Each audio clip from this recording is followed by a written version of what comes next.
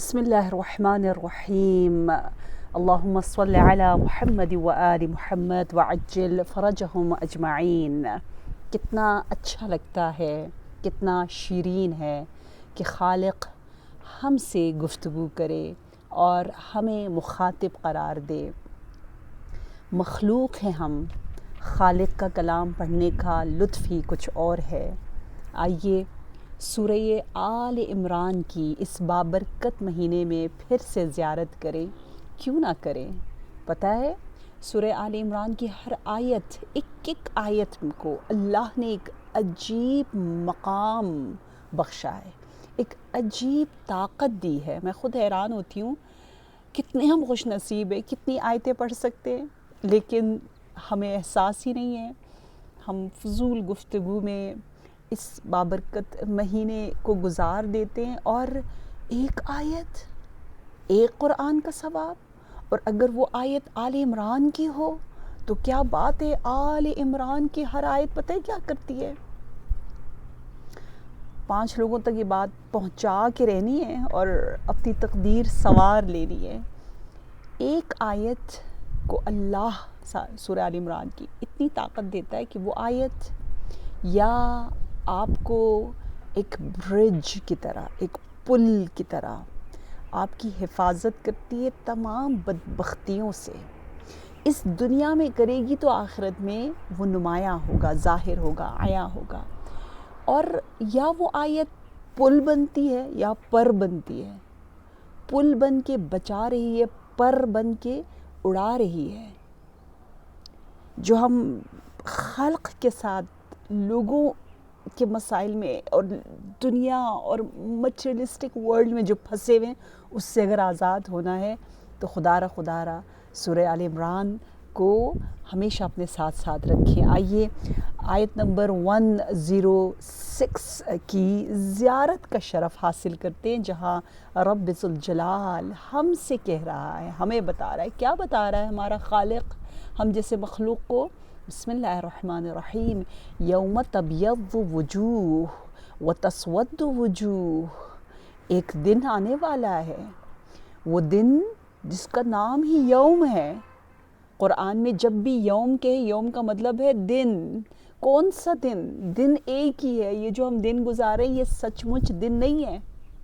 الناس نیام، لوگ تو سو رہے ہیں نا، جب مریں گے تو جاگیں گے، دن تو اس وقت ہوگی جو قیامت کا دن ہے۔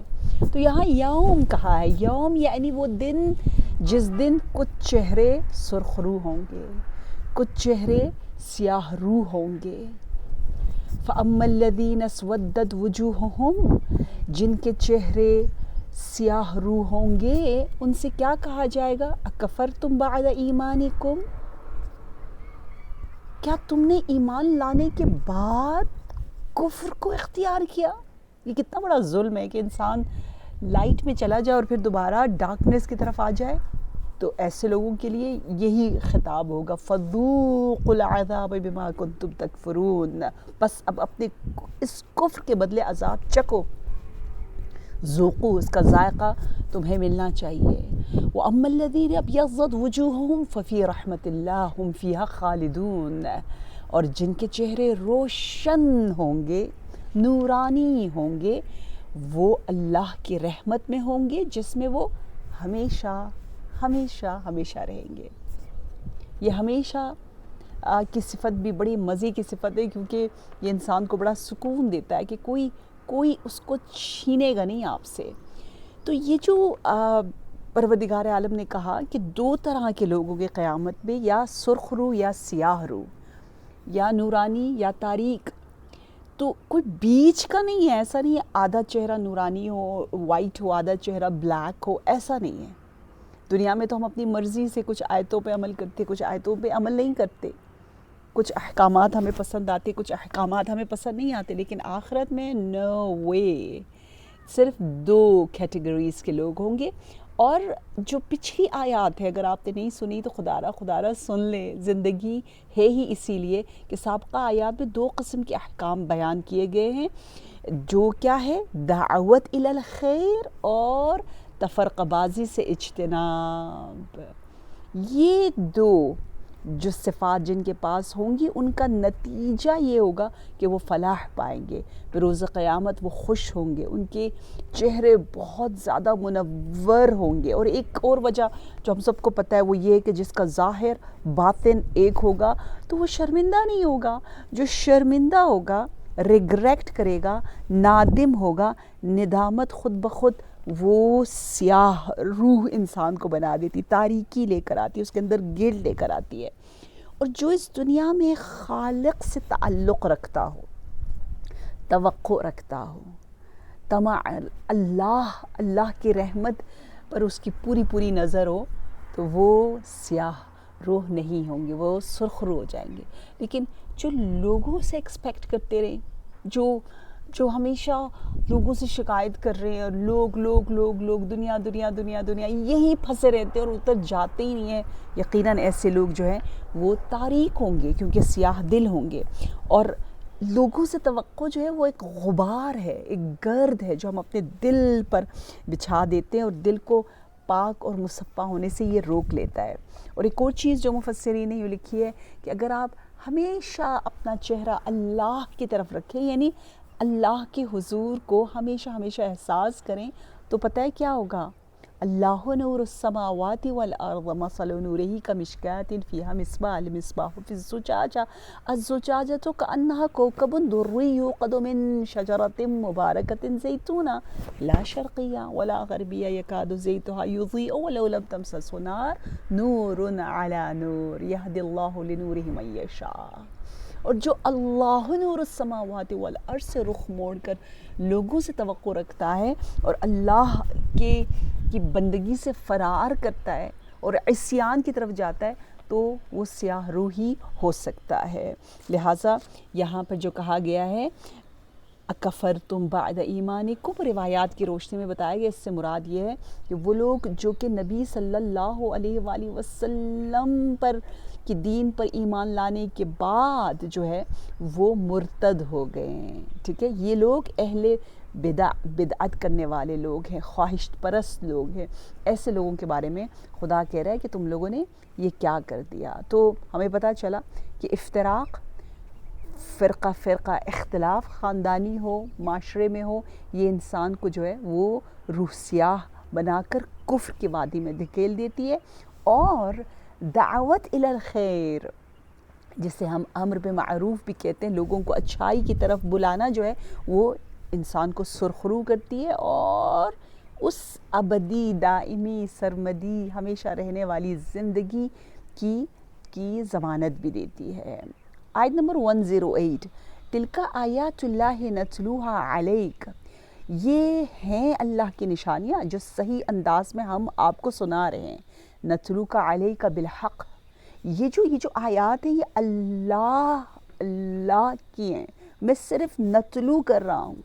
نبی صلی اللہ علیہ وسلم فرما رہے ہیں میں صرف تلاوت کر رہا ہوں، اصل میں یہ کلام اللہ کا ہے، میرا کام صرف اور صرف تلاوت کرنا ہے، اور یہ بالحق ہے، یہ حقیقت ہے، یہ کوئی شعر نہیں، خیال نہیں، مبالغہ نہیں، ظن نہیں، گمان نہیں، الفاظ اور اس کا بیان اور سب کچھ جو ہے وہ اللہ کی جانب سے ہے۔ دیکھیے کتنا اہم یہاں نکتہ ہے، وَمَا اللَّهُ يُرِيدُ ظُلْمًا لِلْعَالَمِينَ، اور اللہ اہل عالم پر ظلم نہیں کرنا چاہتا، اللہ کا ارادہ ہی نہیں ہے، تو پھر جب ارادہ نہ ہو تو عمل میں کب آ سکتا ہے؟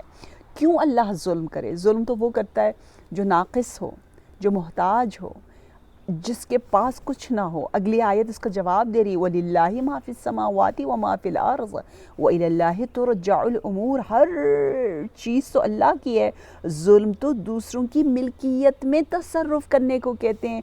یہاں تو آپ دیکھیے خالق کبھی بھی مخلوق پہ ظلم نہیں کر سکتا، ہاں یہ مخلوق ہے، یہ عبد ہے جو ظلم کر لیتا ہے۔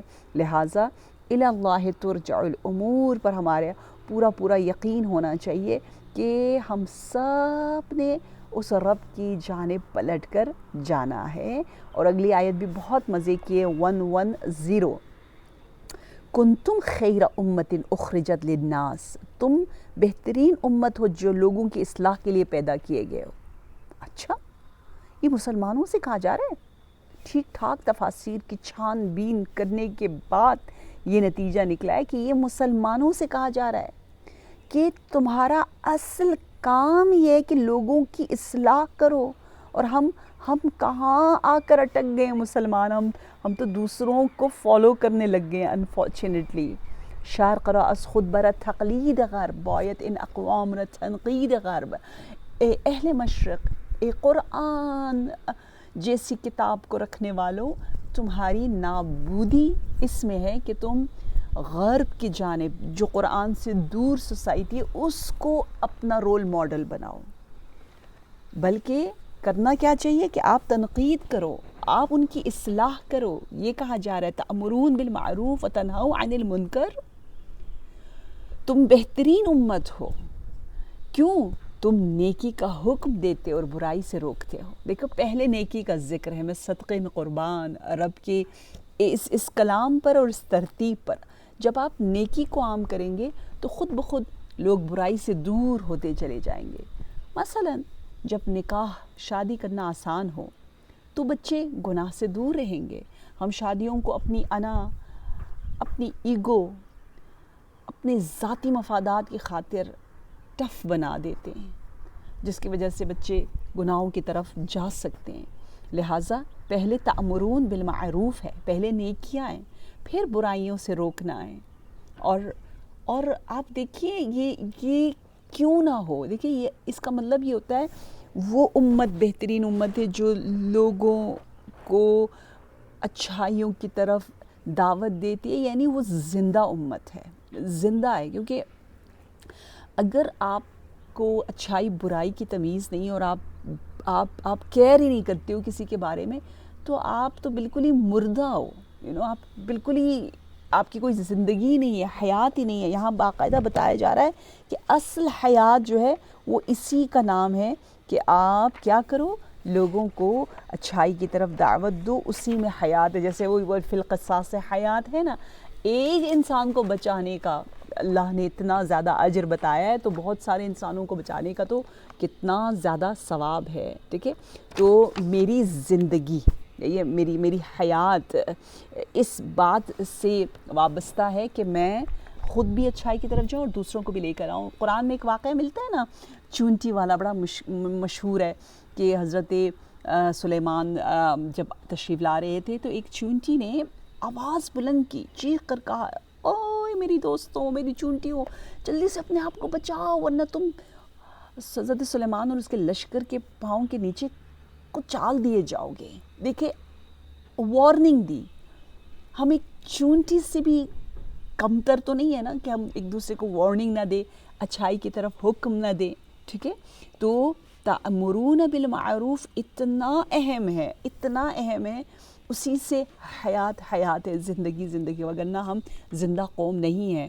وتؤمنون باللہ ولو آمن اہل الکتاب لکان خیرا لہم منہم المؤمنون واکثرہم الفاسقون. پھر اللہ کہتا ہے کہ تم بہترین امت ہو جو لوگوں کی اصلاح کے لیے پیدا کیے گئے ہو. کیوں؟ کیونکہ ہماری اصل ڈیوٹی یہ ہے کہ ہم خود پہلے پہچانیں، نیکی کا حکم دیں، برائی سے روکیں، اللہ پر ایمان رکھتے ہو. اور اگر اہل کتاب ایمان لے آتے تو خود ان کے لیے یہ بہتر ہوتا. اگرچہ ان میں سے کچھ لوگ ایمان والے ہیں، ایمان لے کر آئیں، لیکن ان کی اکثریت فاسق ہے. یہاں پر یہ بتایا جا رہا ہے کہ اہل کتاب جو کہ پہلے اصل ان کو پروردگار عالم نے کچھ ذمہ داریاں دے رکھی تھی بنی اسرائیل کی قوم کو، تو یہاں پر انسانوں کی امامت اور رہنمائی کا جو منصب ہے وہ ان سے چھین کر اللہ یہ تاج امت مسلمہ کے سر پر سجا رہا ہے. تو کیونکہ انہیں قائدانہ ذمہ داری دے رہا ہے تو اس لیے انہیں کہا جا رہا ہے کہ تمہاری اصل ذمہ داری یہ ہے کہ تم خود پہلے اور پھر دوسروں کو بھی اچھائی کی طرف لے کر آؤ. اچھا جی، در المنصور میں یہ حدیث آئی کہ خیر امت سے مراد اہل بیت نبی صلی اللہ علیہ وآلہ وسلم ہے. پھر آگے پروردگار عالم آیت نمبر 111 میں فرماتا ہے کہ لن یضروکم الا اذن وَيُقَاتِلُوكُمْ يُوَلُّوكُمُ الْأَدْبَارَ ثُمَّ لَا يُنصَرُونَ۔ تم ڈرو نہیں اہل کتاب سے، کفار سے، یہ تمہیں کوئی نقصان نہیں پہنچا سکیں گے، تمہیں بگاڑ نہیں سکتے، یہ کچھ تھوڑی سی اذیت کریں گے، ٹھیک ہے؟ اور اگر تمہارے ساتھ لڑائی کی نوبت آئی تو یہ تمہیں پیٹھ دکھا کر بھاگ جائیں گے، پھر انہیں کہیں سے مدد نہیں ملے گی۔ دیکھیے آپ نے ہمیشہ دیکھا ہوگا نبی صلی اللہ علیہ وآلہ وسلم کی زندگی میں کتنا دشمنوں نے جو مسلمانوں کے خلاف تھے انہوں نے بہت بہت اذیت کی، ٹھیک ہے؟ کیا کیا؟ مثلا زبانی اذیتیں ان کی یہ تھی کہ نبی کو کہا تو پاگل ہے، تو جن زدہ ہے، مجنون ہے، تو جھوٹا ہے، یہ تیرا کلام ہے، تو ایسی غلط نسبت دے رہا ہے اللہ کی جانب، تو شاعر ہے، اور نہ جانے کیا کہا، تو چیٹنگ کر رہا ہے نا، چیٹنگ یہی ہے کہ جھوٹ بولے۔